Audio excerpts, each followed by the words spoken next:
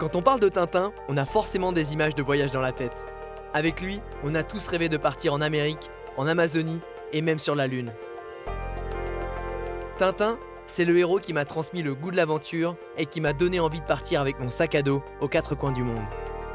Aujourd'hui, je me suis lancé un défi, me mettre dans la peau de ce héros légendaire. Et moi aussi, vivre des aventures incroyables tout autour du globe. Ma destination du jour s'appelle la Chine. Là-bas, je compte partir à la recherche du lotus bleu.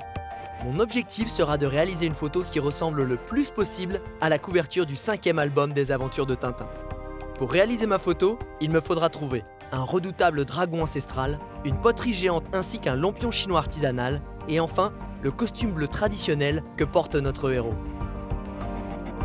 Ma première piste, la seule adresse citée par Hergé dans l'album, le bureau d'un certain Gibbons situé sur le Bund au numéro 53.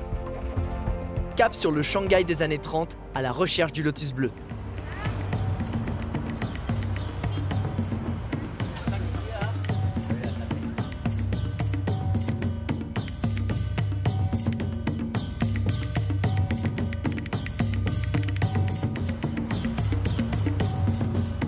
Quand on arrive à Shanghai pour la première fois, on est vraiment soufflé par le nombre d'immeubles qui composent la ville.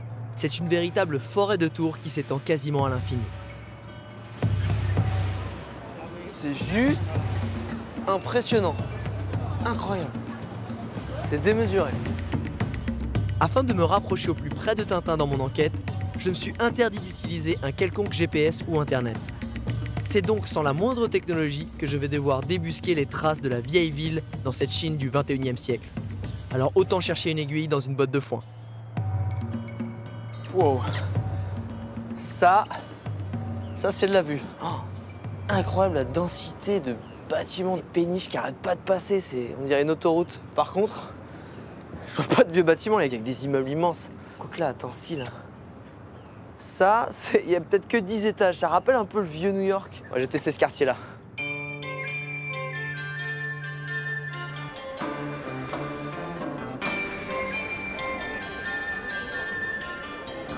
Et bah voilà.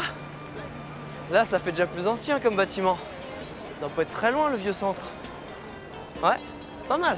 Il y a un vrai contraste là.